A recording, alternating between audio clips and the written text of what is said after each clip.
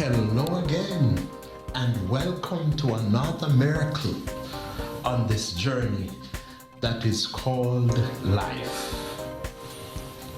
It is Friday, April 30th, 2004.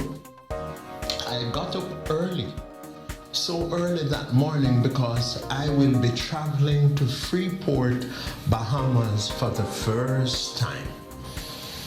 It is a beautiful and exciting trip.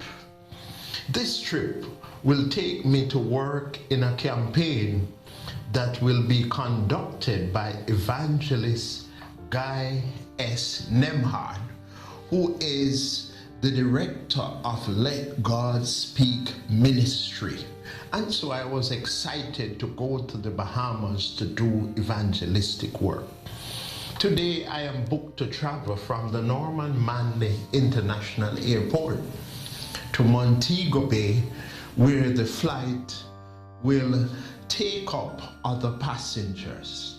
When I got to Montego Bay Airport, I should have stayed on board, but I got off the airline and was trying to get to know the airport at Montego Bay. And so, not knowing that the flight would have been ready soon to leave for Freeport, Bahamas. And so I heard my name was being called over the intercom that I should get on board. And suddenly I saw somebody, one of the assistants at the airport, was asking me if I was the person, and so they escorted me back to my flight. And now it was time to take off. And so we took off.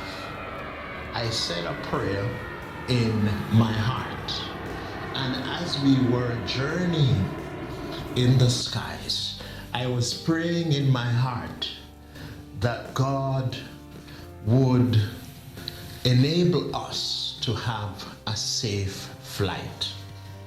Soon I heard the announcement that it was time for landing. And so after a couple hours, we were going down, about to land at the Nassau International Airport. When I got to customs, I realized that I had a situation because at the checkout point there, I should have a letter from the Seventh-day Adventist Conference in Freeport, Bahamas. And because I did not have my letter to admit me in Nassau, I was asked to sit a while and someone would attend to me. And so an immigration officer came to me and told me that I needed the letter, or perhaps tomorrow morning when the other flight comes, I would have to go back to Jamaica. And so I was there praying that God would do a miracle, and I believe in miracles. And so later that afternoon, I was asked, why am I coming to the Bahamas to do evangelism? Because they have evangelists and people who could do the same work that I come there to do. I had no need to travel to do that kind of work. So I told them that the persons that I can win and that God wants me to win, the Bahamians perhaps cannot win them, and who they can win, I can't win. They found that very interesting. And so they came back to me a few minutes after and told me that I needed to find someone in the Bahamas, if I had any friends, if I had any contact numbers or address for anybody in the Bahamas. At that time I had none, even though I had friends there. But later that afternoon, I was told to sit in the departure lounge and to see what would transpire, because I would perhaps have to go back to Jamaica the following day, which was a Saturday.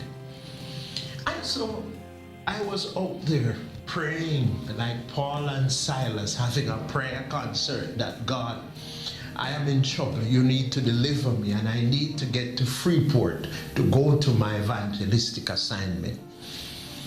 A few minutes later, I noticed that I saw one of my professors from back home at the university. They were from the Bahamas, and I saw his wife. And when she came and I stood up, she asked me, what was I doing in the Bahamas? So I told her of my mission and told her that I had some difficulties. And she said to me that she could help me because she had various addresses. She's from there, her husband is from there. So she helped me with one of the addresses, and I went back to the immigration department and was cleared from the immigration department in Nassau. By this time, I did not know that my flight, that would be my connecting flight, would have been gone. So when I went to the desk to check, that flight, which was my connecting flight, had already left. And so I went back to the desk and asked them, what is it that I'm going to do? So they told me that I would have to hang on because they don't know if any flights will be coming in from Miami tonight, perhaps charter flights. About half an hour later, I went back and checked, and the attendant at the desk told me that a charter flight with some tourists was coming in from Miami, and they are going to let off some individuals in the Bahamas, but then other persons are booked to travel to Freeport that night. So she told me, just sit and listen, and if you hear your name, that means you're on. And so a few minutes later, I heard my name, and it was the sweetest sound of my name. And the attendant there told me that, hello sir, you don't just have one seat, but you have 3 seats.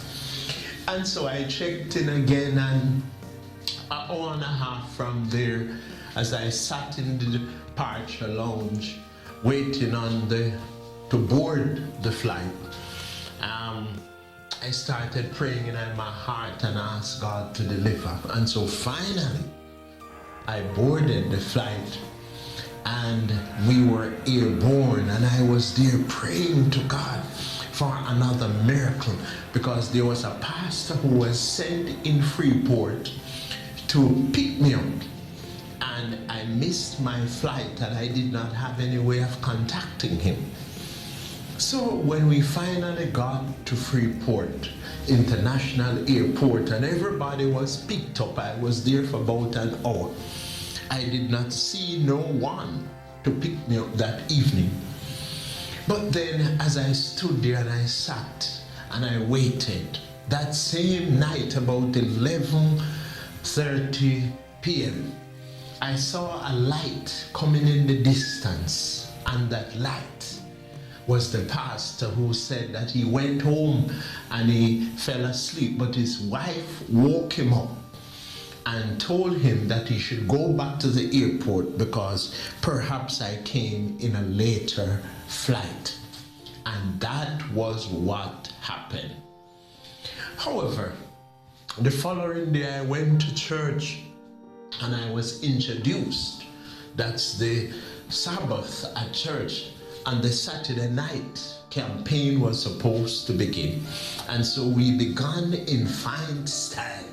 And I went out Sunday morning walking all over Freeport, distributing flyers, soliciting names and so forth for our big first Sunday night.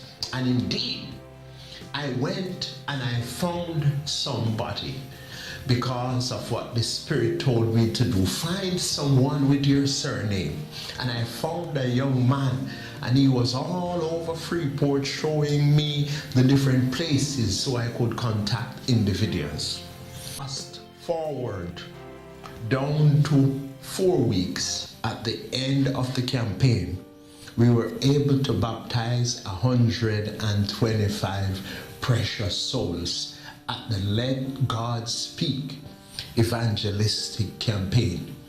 And it was not by our own strength, but it was God's work, and God had ways of fulfilling his mission. On this trip, I was delayed but not denied. And so I had a purpose to go to the Bahamas to see souls being born for the kingdom through evangelist Guy S. Nemard and myself, helping out as his assistant, singing evangelist and Bible instructor and so forth. And so on that faithful excursion, beloved friends, I realized that God is real, and when there is something for us to do, nothing in the world can stop us and stop God from accomplishing his mission. And so all the roadblocks, all of those setbacks that I had were setting me up and setting us up for the miracles of seeing souls born for the kingdom. That is why when we are called to do a work for Jesus, we should do it to the best of our abilities. And so that was my testimony. Over 125 souls were born of the Spirit and the water in 8 Mile Rock, Bahamas, 2004. God bless you until next time, when we will have another miracle on this road called life. Blessings.